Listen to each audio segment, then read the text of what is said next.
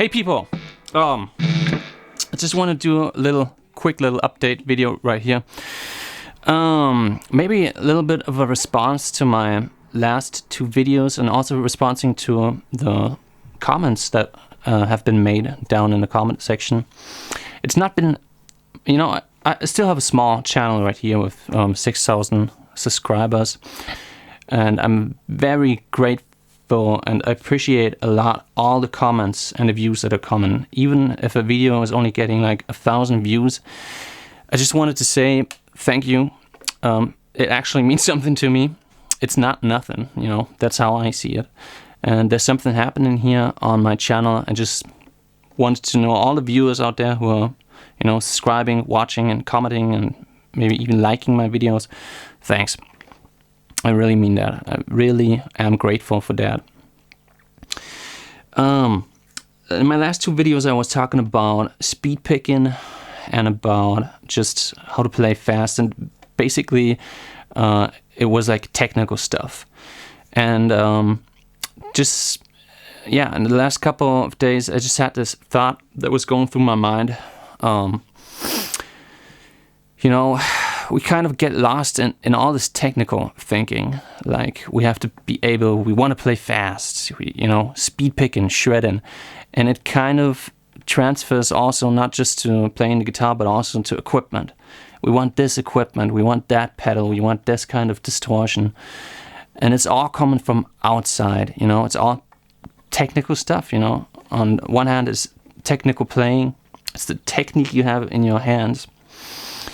And on the other side, it's your gear. It's technical stuff like pedals. And the thought that I was having is just, it's all good and nice and fine, but you should always have a goal to why you're practicing speed picking, for example. If you're absolutely happy with the speed you've already achieved, and you know, if you have no real goal of being able to play fast because you know, you can play everything you want anyway, then why even practice speed picking to be able to play 16th notes on 200 BPM, for example? Why even invest a lot of your energy and a lot of time into that specific thing if you don't have a really concrete goal, what you want to achieve? That's something to really keep in mind and to think about. Yeah, the other thing, I wanted to respond to a couple of comments that have been made. One, I'm just going to do it from memory. One comment, so there was a lot of positive comments, first of all, so thanks a lot.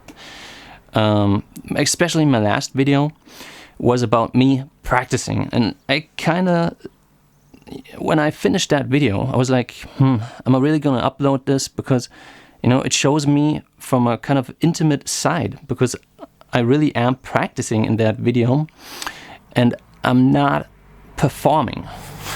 I'm just performing my practice. I just uploaded my practice session in a kind of way, and I explained a little bit to, you know, why I practice this stuff and why I think it's good exercises. So one comment was like, man, you stole that lick from Paul Gilbert. To be really completely honest, no, I did not steal that from Paul Gilbert. I answered that comment. I've been practicing this kind of lick for years now, and yes, I know that Paul Gilbert has licks like that. You know what? There's like 1,000 other guitar players that also use this exact same lick. For me, it's not even a lick. It's just an exercise. It's right, the first one in my last video. This one. You know, just to get warmed up. For me, it's just to get warmed up and try to get my speed a little bit higher. So yeah, I just wanted to respond to that. I kind of did not understand that kind of hateful comment. You know, I don't feel that I stole that from Paul Gilbert. Just wanted to say that. The other one was not as hateful. It was actually a good comment. It was something like, I don't want to be an ass, but your playing is kind of sloppy. Like, I just shortened it down. I haven't answered to that comment. I'm going to do that. I'm going to answer to it right now in this video too. Thanks for that comment. I don't think you're being an ass, actually. Those kind of comments are good, you know. I know. In that video, I'm playing sloppy. I know. And that's just what I said. Like, I wasn't even sure if I should upload my last video because I was aware of that. I was aware of me playing sloppy. He said something like, my hands were not synchronized perfectly. And what was the other thing? That, oh yeah, I was not, it was too many noises. Yeah, basically not playing clean enough, and you're totally right. Those two things I am guilty of in that specific video. Yeah, what can I say to my excuse? I'm not going to excuse myself. You know, I was practicing, and I allowed myself to be sloppy because I was focusing on something else. I was not focusing so much on cleanliness and playing absolutely perfect in that video. I was focusing on keeping relaxed and just being able to play that lick at about 200 BPM. You know, just being able to play it with alternate picking. Just being able to play it. And not playing it perfectly.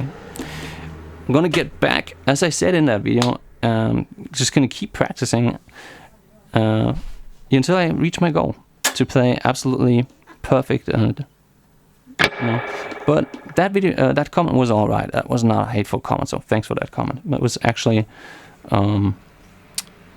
a very good critique. Okay, one more thing to talk about, because it was mentioned in a comment. String skipping is when you, it's a technique that's actually pretty obvious and self-explanatory. It's a concept, it's a technique to skip a string in to skip a string. So say you're playing a scale, and now I'm just skipping. I'm starting on a G string, and I'm skipping the B string and going straight to the E string, but staying in that shape, staying in that box. You can do that with shapes. You can do that with scales. Like right here, this would be from the. I'm hearing this like the D major scale, because I'm starting on the major third, but got the root note right here, and the fifth right here. So then you can go ahead and take that same thing and play it as an arpeggio, like that.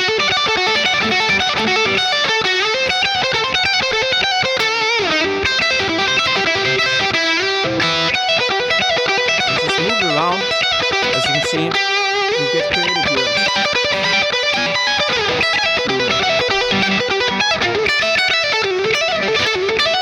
When you start playing it as a scale, for me it always sounds like an arpeggio, right? Because this one is a scale, as I said. But because it's framing the D major chord, this would be the 9th, and this would be the add 4, so like a sus chord. Sus chord. Sus chord with 9.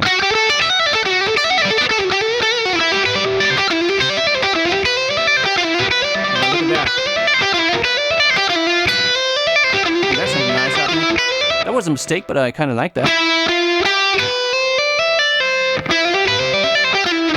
An added slide in here. Cool. See, sometimes mistakes are good.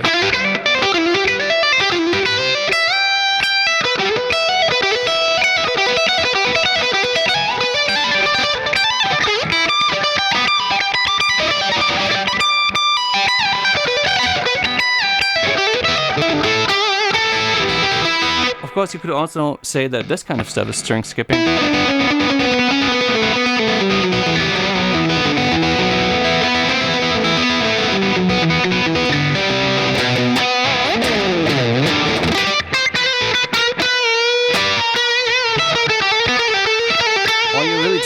scale. Do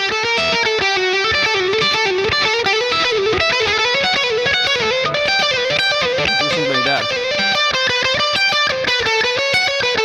And I just love to do string skipping on the last three strings of your guitar, the G, B, and E string. But of course you can do it anywhere. It makes this kind of spacey, out of the zone sound, because you have these big interval jumps. You can have these big interval jumps in there. See, I can play a G major chord, for example, but use string skipping just to make it easier to play.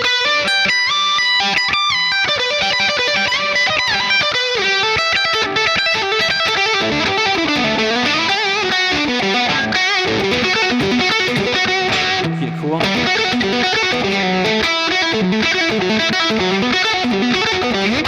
That's the thing I love about string skipping. You can instantly, you just get so creative in discovering these cool chord voicings.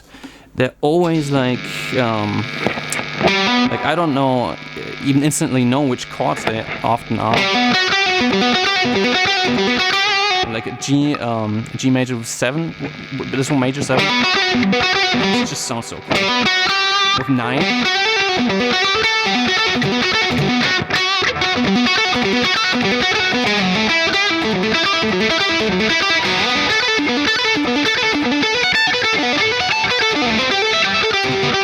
Yeah.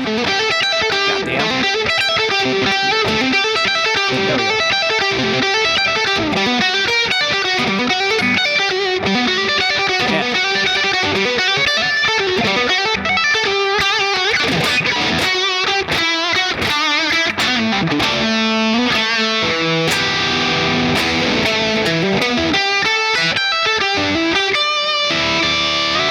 But of course, string skipping is everywhere, right? Like, that's what I was saying. Like, it's almost not worth mentioning because we do it all the time when playing guitar. The technique in the right hand with the pick slanting and all that stuff, it stays the same. It's the same technique. For me, it's just a way to get creative and make things a little bit easier for the fingering. Yeah, and just get these really cool voicings out of your guitar. I think I'm gonna leave it at this, people. Thanks for watching this video and see you next time.